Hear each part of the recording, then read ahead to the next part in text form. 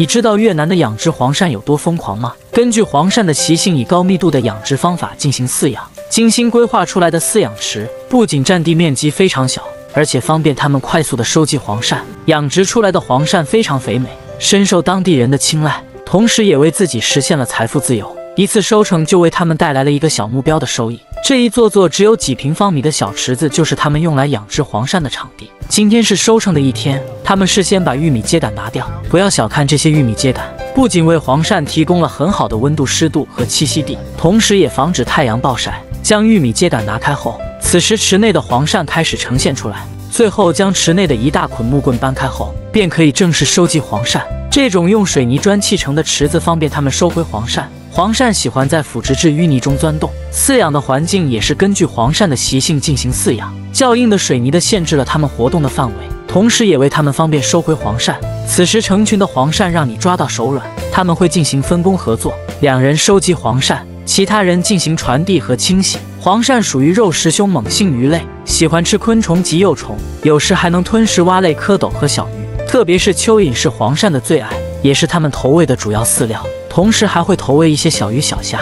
收集到最后，黄鳝会成群转移到池内的角落里，无处可逃的黄鳝只能任由渔民收割。渔民收集黄鳝的过程中也越发过瘾，收集黄鳝也达到了高潮。通过这样的养殖方式养殖出来的黄鳝，皮肤颜色和体型也非常的不错，这样的黄鳝在当地也非常的抢手。高品质的黄鳝取决于养殖的环境和投喂的饲料。越南的渔民通过了解黄鳝的习性，从而设置用来饲养黄鳝的环境，投喂蚯蚓为主食。高密度的养殖方法不仅提高了黄鳝的产量，而且还缩小了饲养的场地，同时也方便他们收集黄鳝。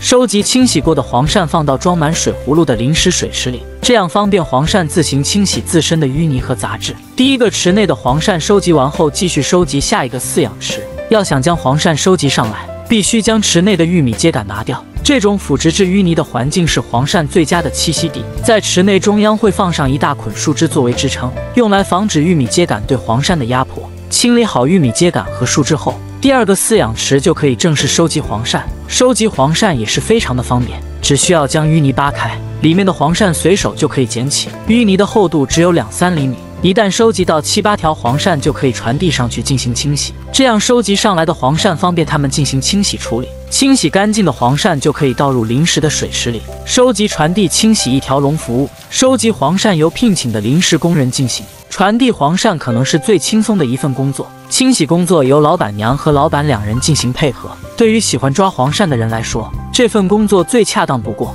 成群的黄鳝让你抓得痛快，但对于有密集恐惧的人来说就不那么适应了。请大家自行选择观看。成群结队的黄鳝纠缠在一起的场面非常的震撼。只有3-4平方米的饲养池就能产出100公斤的黄鳝，按照40块钱1斤来算，一个饲养池就为他们带来了8-9千的收益。在越南这里的黄鳝1斤就有500克，半个小时还没到。第二个饲养池收集黄鳝的工作也接近尾声。如果在池塘或者稻田里养殖黄鳝，收集黄鳝工作的难度会大幅度的增加。主要是他们喜欢在淤泥之中钻洞。用水泥砌制而成的池子不仅占地面积小，而且限制了黄鳝的活动范围，抓起黄鳝来就更加的方便快捷。很快第二个池内的黄鳝也被他们收集完。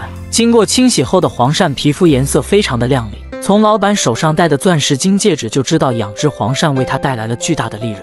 养殖出来的黄鳝体型相差无几，每一条都有半斤8两，较大的黄鳝也有1-2斤。工人继续收集第3个池内的黄鳝。凡是符合上市的黄鳝都要进行统一收集。池内的黄鳝只能在表层淤泥里活动，只要将淤泥扒开就能将黄鳝收集上来。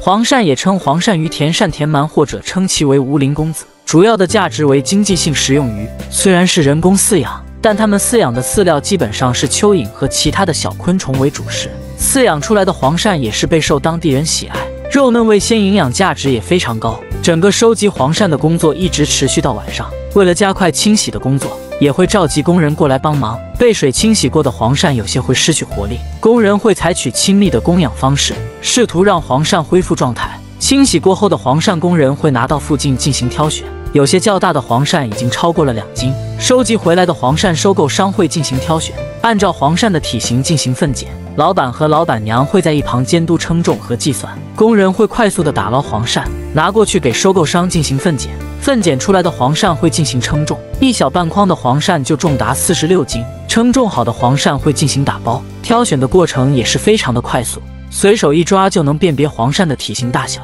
一些失去活力的黄鳝，他们会按照较低的价格进行收购。挑选、打包、称重好后，老板和收购商又会在一旁进行计算比对。这次结算竟然收获了一个小目标，一张钞票的面额就达到了10万越南盾，总收益折合人民币3万左右。好了，视频就到这里了。世界因为有你才会变得更精彩。